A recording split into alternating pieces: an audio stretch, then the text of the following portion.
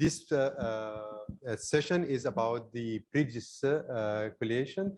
I understand BRIDGES is a network of networks promoting transdisciplinary approaches to sustainability, education, science, and actions. I believe the best person to introduce BRIDGES and to give us a good background is Dr. Stephen Hartman, who is the one who's initiated this idea. So, Dr. Stephen, can you just give us a background for 10 minutes maximum? Okay. Thank you very much. Okay. Thanks very much. I appreciate it. It's a delight to be here with all of my UNESCO colleagues. It's very exciting, of course, to have the opportunity to introduce BRIDGES properly at the COP. So what I'm going to do is give a capsule history for a few minutes of BRIDGES, how it got going, where it came from, where it is now, and where we expect to be taking it. So BRIDGES really, I think, indirectly started in 2015 when the Paris Agreement was being formalized, when the 2030 Agenda for Sustainable Development was being formalized with the partner states, or the member states, and the Sustainable Development Goals. So already then, UNESCO undertook a project called Broadening the Application of the Sustainability Science Approach. And that project involved several sectors at UNESCO and many experts from around the world and other councils like the International Science Council, like CIPSH, the International Council for Philosophy and Human Sciences. And it took over 2 years a series of workshops to examine the state of sustainability science since the millennium, really, because sustainability science as a field had come out of the Millennium Assessment. And so it looked back, it looked around, and it looked forward and asked, how will sustainability science support member states in their efforts to meet their obligations under the Paris Agreement and the SDGs and Agenda 2030. Out of that came this report at the end of 2017 to the beginning of 2018 called Guidelines on Sustainability Science and Research Education from UNESCO. This report was intended to be used to spearhead a number of discussions with national commissions around how sustainability science as a field could be supportive of this mission of helping to meet the obligations of the Paris Agreement and the SDGs. And it was really a sort of a more of a top-down approach with the expectation that out of these discussions, there would be discussions with ministries, with the education and research sectors and innovation sectors, and the private and public sectors to discuss how sustainability science could be used smartly to be promoting the Sustainable Development Goals.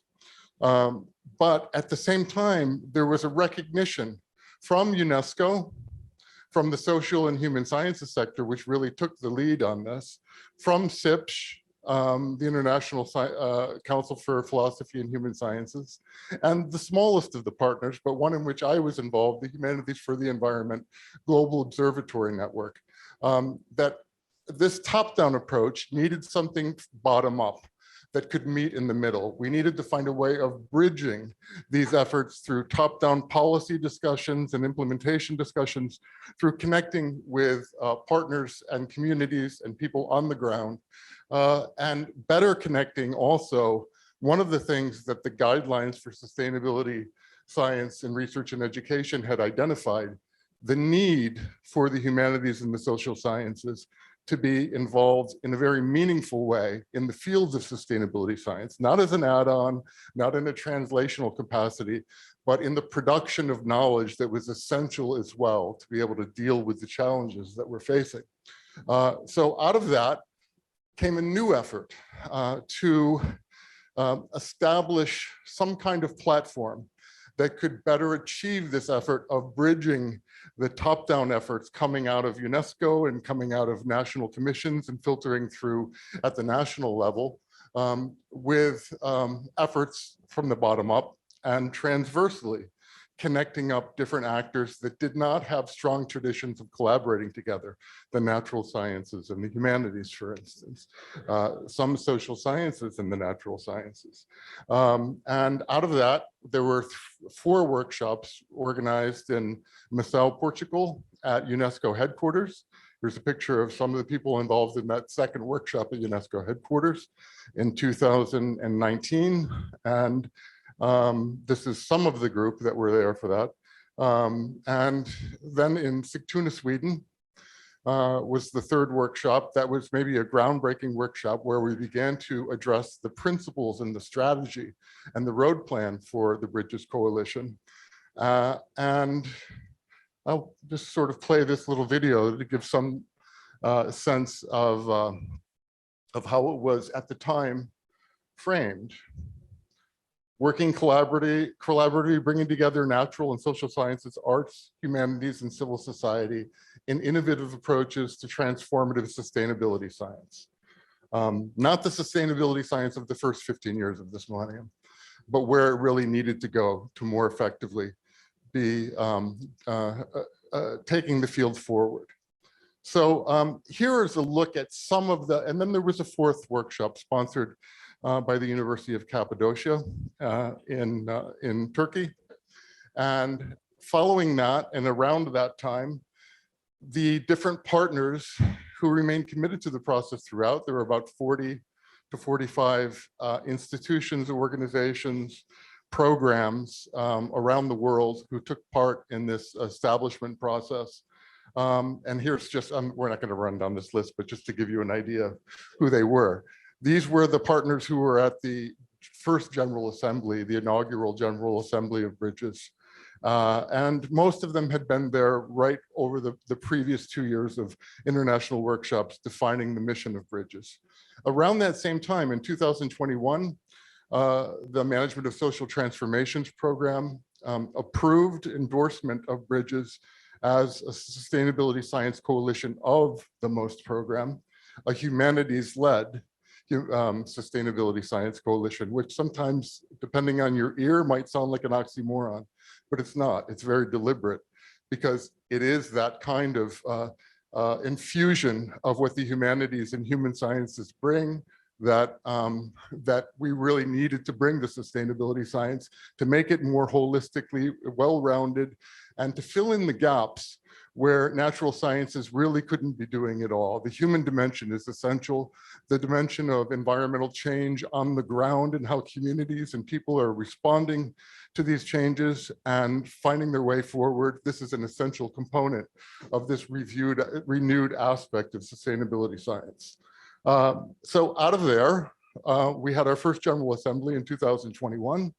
And during 2022, we had, and at the end of that year, 2021, we had taken expressions of interest for different institutions and different organizational partners around the world to begin forming hubs that would give us operational capacities. Here are some snapshots from 2 hub launches that we had just in the last month and a half. The ones on the left from Arizona State University, the ones on the right from the University of Wales, Trinity St. David. And the Assistant Director General Ramos was there virtually for both of them. You see her in the shot on the bottom right there, talking to a room that was very, very attentive to the message that she was saying and very, very appreciative of that, I should say. And here are the hubs. Here are the institutions and organizations that are now the hubs. Again, the coalition itself has 40 some odd member institutions and organizations and programs. But of those, a number are investing in providing resources, human resources and other resources to help us begin to operationalize those principles and begin to work together closely with UNESCO and with the Management of Social Transformations program to actually get somewhere new to turn the corner and bring the human sciences more meaningfully into not only sustainability science, but the solutions that we all need to be working on together. They've really been separate from one another before now. There has not been a strong history of that kind of collaboration.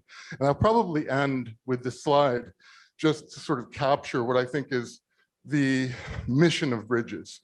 It's to help build robust and transformative communities of knowledge, of purpose, and of action that actually can help us deal with this crisis that we have not been dealing with particularly well, but we also have not been bringing the real resources and the real capacities, all of the capacities that could be brought to bear. And we certainly have not been doing it in an integrated way.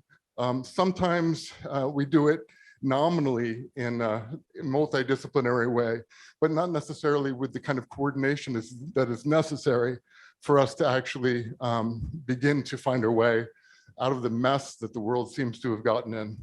And we certainly can do that, and we intend to do that. We intend to find new solutions by working together, but this means a culture change.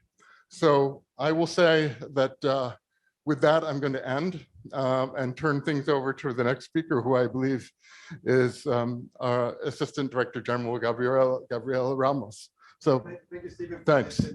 Thank you, Stephen, for this informative presentation about bridges and the sustainability science and its role in research and education, how sustainable science can help the member states to attain the SDGs, bridging the gaps between, up to my understanding, the policy making and the public. Stephen said that bridges can build robust and transformative communities of knowledge, purposes, and action. I wish to know UNESCO perspectives on bridges in this regard. Well, thank you so much for joining us. Thank you, Stephen. Yes, we can do that. Thank you so much. I didn't know if I was going to destroy. Yes, I did. I destroyed it.